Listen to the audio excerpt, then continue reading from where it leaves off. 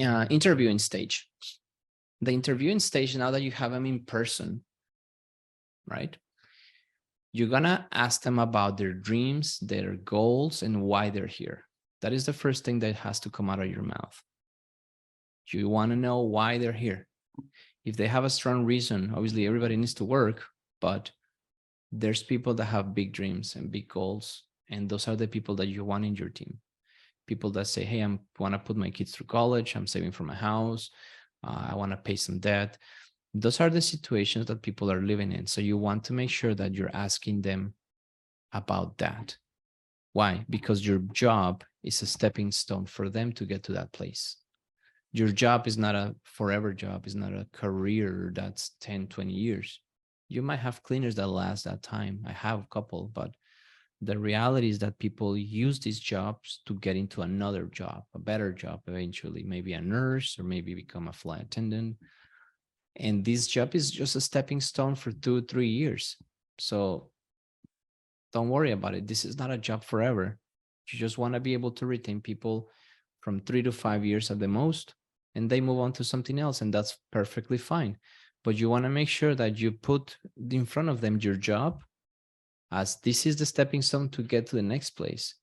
And I've seen it in my business. People come in, they start working, and once they achieve their goal, they're out. And I always see it. She's buying her house. In a couple of months, she will be quitting. And that's what happens. And I've seen it multiple times because this job was just for that reason. So make sure you're tapping into those goals before anything. Now, you can ask a lot of questions in the interview, but I really go down to the most important, which is the attendance policy. And we confront them with like, hey, the most important thing for this job is that you show up every day for the job. If you show up every day for the job, that is what matters the most. Quality, speed, that can be trained, that can be taught. In the case of attendance, I cannot make you come out of your bed every day and show up to the job. That is something that your parents should taught you. And that is the most important thing that we come second after dreams and goals is, hey, the attendance policy in this company is XYZ, is very strict. If you miss these days, we let you go. Are you okay with that?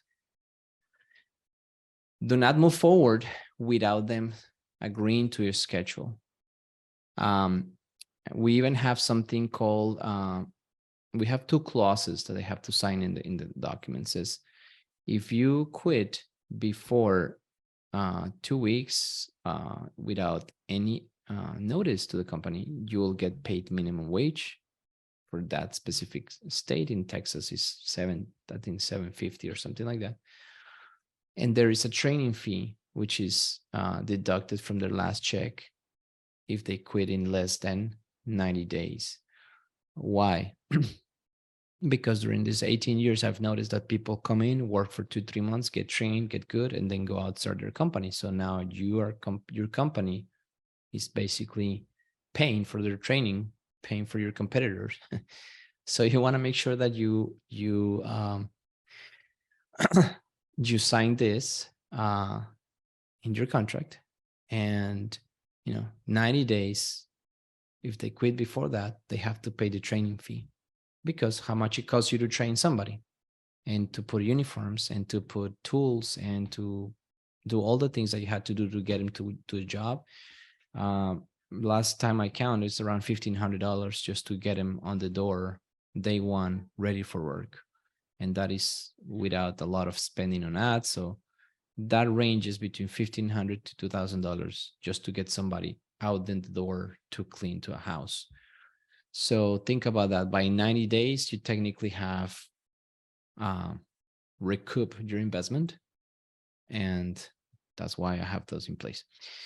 Now, also in that interview, you want to ask about situational questions, how they react to day-to-day problems.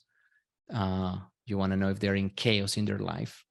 If you have an employee with chaos, a lot of issues with kids, a lot of issues with their husband or wife, a lot of issues with their car, you want to ask those questions related to situations in their life, how they handle them. Some people will say, oh, I don't have a backup car, I don't have a backup nanny, or, well, I don't know what I will do if my car stops working. So you want to ask those questions ahead, because you want to know how they're thinking about problems. Because cleaners and everybody has problems, but for some reason cleaners have more problems than anyone else. And you want to know right from the get-go, are you prepared to handle your chaos before you come into our company? So the interview should be about these things. You can ask hundreds of questions, but do not waste your time. The job application form has the purpose of answering all those other questions, but the in-person interview, you're really clarifying what they're getting into and how they'll react. Now, the goal of this step is to increase the amount of people that you send out to training. Okay. So again, we want now successful trainees. We're still not, we haven't even hired the employers. We want them to train the right people. All right. All right, let's move on. Whoa, gosh, this is moving quickly. Okay. So this is basically part of our document that we make them sign, and it's the attendance policy part. So if you notice here, we have here attendance policy showing up as the most important, job fit, schedule, personal time. When leaving job, they must inform 2 weeks or they will be deducted. Must return the equipment to avoid, deductions. And you must, if you quit in 90 days, you hired $250 training fee. This got changed to 300. Okay, if you want us to send you this, we'll do. Okay. Also, before you send them out to, training, you want to run E-Verify, do a background check, and your background check should have a motor vehicle record. If you're just running background checks for criminal stuff, you're getting just a piece of the story. Why? Because the motor vehicle records show you if they have tickets, they got speeding tickets, no insurance stuff, or been driving without insurance, DUIs, all those things.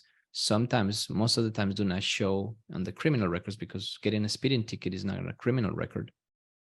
But you do want to know if they are that type of person that lives and drives without insurance and is a disorganized person. If you hire people that are in chaos and are disorganized, that chaos comes into your company. You bring them into your company. So your background check, yeah, you can buy those background checks for $10, $20, but they just give you the criminal stuff. You want to know more than that. So the MBR is the one that you want with the criminal part, of course. And also you want to know sexual offenders list, global watch list, and all the things that are very important, because a criminal record can come out clean, but the background check will show a lot of issues. And I've seen terrible background checks with a lot of issues, and the criminal record is perfect. But you see, oh, is this the same person? Yeah, it's not a criminal, but it's disorganized. It's chaotic. This person brings chaos into your company every day. So that's why you want to run the right background checks. I use Checker for that. And it's a couple of clicks and it's back into my system without having to go into another system and run it. All right. Now, sending them to a training. Typically have 2 or 3 trainers available for training, not just one. Ideally, you want people that love to help and teach others. I think that is the most important part. And those people should be rule followers and systems followers, so they replicate the same thing with a new person. Don't force anyone to become a trainer, even though you might see that they're good cleaning, but if they don't have the trainer heart or they don't love to teach, that will be a problem. You'll be letting that people stop training at some point. and you want people that really want to teach and help others. They don't have to be perfect trainers, but you can train them to become better trainers. But the most important part is really the heart.